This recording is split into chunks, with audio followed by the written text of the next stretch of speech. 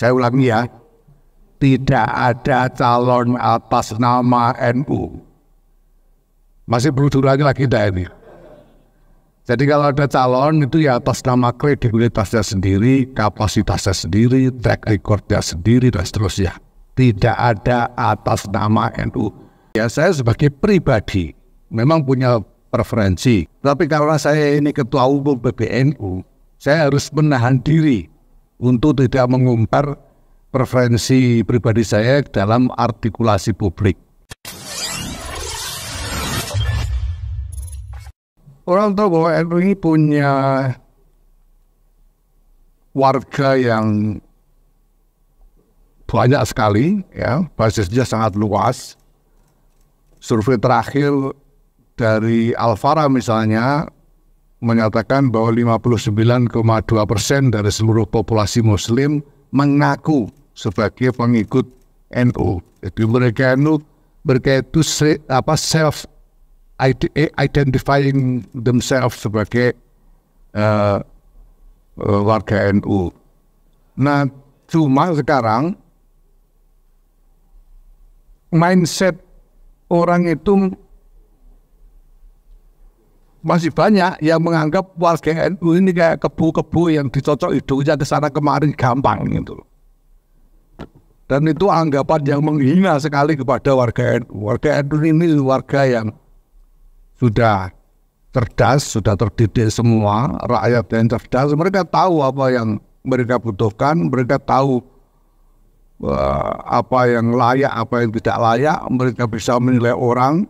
Nyatanya walaupun PBNU nggak ngomong apa-apa juga survei rating kan keluar aja gitu. Artinya orang-orang nggak usah dikasih tahu, udah punya pilihan masing-masing gitu.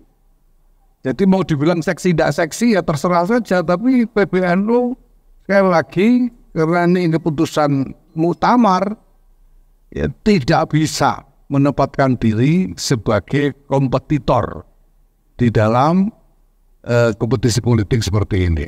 Ya. Yang kami lakukan kalau memang diperlukan adalah melakukan pendidikan kepada rakyat.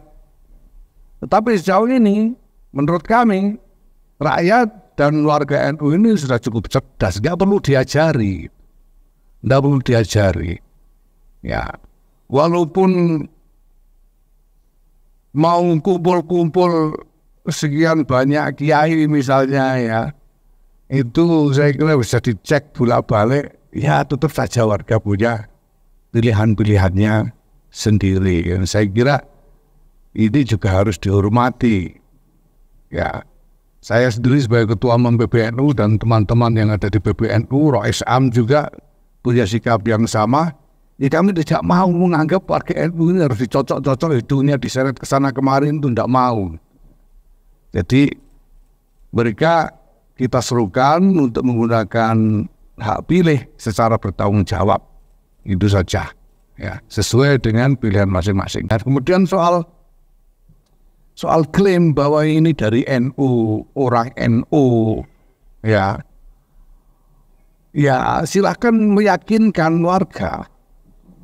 Kalau disebut orang NU, saya bilang karena 59,2% dari populasi Muslim itu mengaku NU, ya kalau kita tangkap 10 orang di jalan itu 5 orang ngaku NU, kira-kira begitu.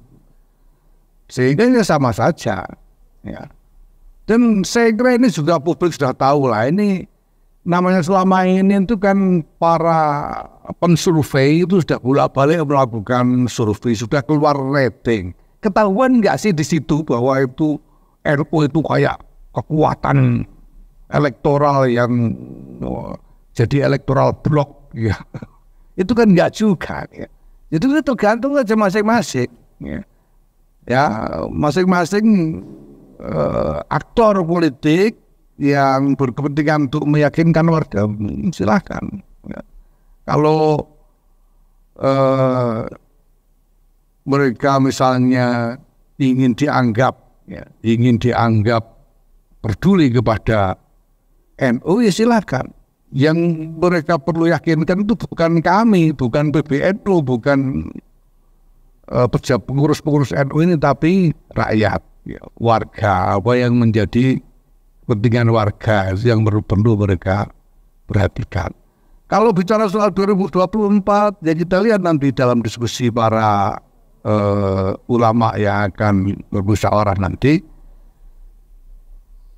Perlu saya sampaikan juga bahwa para ulama kita ini juga rata-rata pada umumnya juga sudah memahami bagaimana kedudukan mereka di tengah masyarakat saat ini. Dulu sebelum tahun 1973, NU itu pernah menjadi partai politik memang dulu.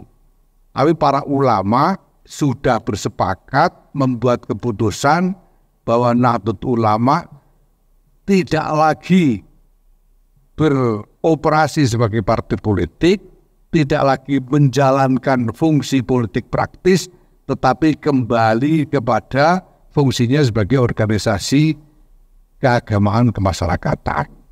Itu keputusan Muktamar tahun 1984 yang dulu terkenal sebagai keputusan kembali ke Khitoh. Ya. Nah, ini saya kira. Jadi nanti kalau ada pembicaraan tentang itu, ya pertama, norma organisasi dari Jamiah Nahdlatul Ulama ini tidak mengizinkan Nahdlatul Ulama sebagai organisasi, sebagai lembaga untuk ikut dukung-mendukung dan menjadi kompetitor dalam kompetisi politik. Itu normanya. Dan ulama-ulama kita sudah tahu tentang itu. Tetapi bahwa semua orang termasuk para ulama punya concern agar pemilu ini bisa berjalan dengan baik, dengan lancar, ya, supaya hasilnya berkualitas, prosesnya aman, damai dan seterusnya, itu pasti. Ya. Saya kira mungkin nanti akan ada himbauan-himbauan semacam itu, tapi ya kita lihat nanti. Sejauh ini sih nggak ada yang terlalu spesifik. Ya. Untuk pertanyaan pertama tadi, ya, saya sebagai pribadi memang punya preferensi sebagai pribadi, ya, jelas. Tapi karena saya ini ketua umum PBNU, saya harus menahan diri untuk tidak mengumbar preferensi pribadi saya dalam artikulasi publik, ya. Karena saya ketua umum, kalau saya warga biasa bukan pengurus, ya bisa semau saya. Nah, saya harus menahan diri supaya tidak timbul kesalahpahaman seolah-olah saya menggunakan jabatan saya sebagai ketua umum dan lembaga organisasi ini untuk politik praktis. Maka saya ya tidak bisa melakukan artikulasi soal itu. Yaitu harga menjadi ketua umum seperti itu memang. Jadi memang tidak boleh mengumbar. Kemudian yang kedua soal kalau jadi cawapres nanti tanya Gus Ipul sendiri, ya. Nanti harus jauh sendiri. Ya, tapi tentu ada konsekuensi organisasinya kalau ya, jawabannya itu nanti. Ya, kemudian supaya damai, pertama-tama saya ingin sampaikan yang paling bertanggung jawab apakah pemilu itu nanti berjalan dengan baik atau tidak adalah aktor-aktor politik. Pertama-tama bagaimana kelakuan mereka di dalam berkompetisi, itu yang paling menentukan. Ya. Ini harus menjadi kesadaran semua orang, itu bahwa nomor satu, lepas dari segala macam kompetisi, persaingan dan lain sebagainya, keutuhan bangsa negara ini nomor satu.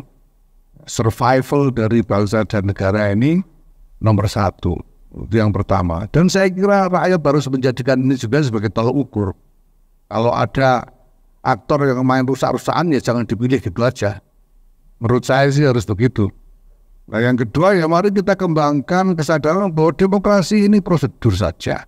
Ini bukan soal hidup mati, ini bukan perang sabil, ini bukan soal memilih Imam Mahdi, bukan soal begitu, bukan soal apa-apa, prosedur saja. Karena kita butuh pemimpin, kita sudah sepakat menjadi republik dengan demokrasi. Caranya milih pemimpin harus melalui pemilu, prosedurnya itu saja sudah. Dan mari kita membuat pilihan kita masing-masing, ya, boleh beda, ya. Saya dengan sekjen ini ya belum tentu sama pilihannya ya, dengan yang lain-lain ini, ya. Tapi ya mari kita biasakan diri untuk berbeda dengan santai, gitu ya, supaya hidup ini lebih nyaman untuk semua orang.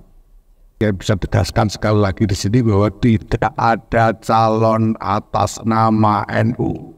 Saya ulangi ya, tidak ada calon atas nama NU. Masih perlu diulangi lagi tidak ini? Jadi kalau ada calon itu ya atas nama kredibilitasnya sendiri, kapasitasnya sendiri, track recordnya sendiri, dan seterusnya. Tidak ada atas nama NU. Kalau ada klaim bahwa kiai-kiai PBNU merestui, itu sama sekali tidak benar, karena tidak pernah ada pembicaraan di dalam PBNU mengenai calon. Sama sekali, selama ini sama sekali tidak pernah ada pembicaraan di PBNU tentang calon-calon presiden. Karena itu di luar domain kami sebagai organisasi keagamaan kemasyarakatan. Yaitu domain partai politik, silahkan ya, dan silahkan berjuang untuk mendapatkan kepercayaan rakyat. Tapi saya ulangi sekali lagi, tidak ada calon atas nama NU. Itu saja. Terima kasih.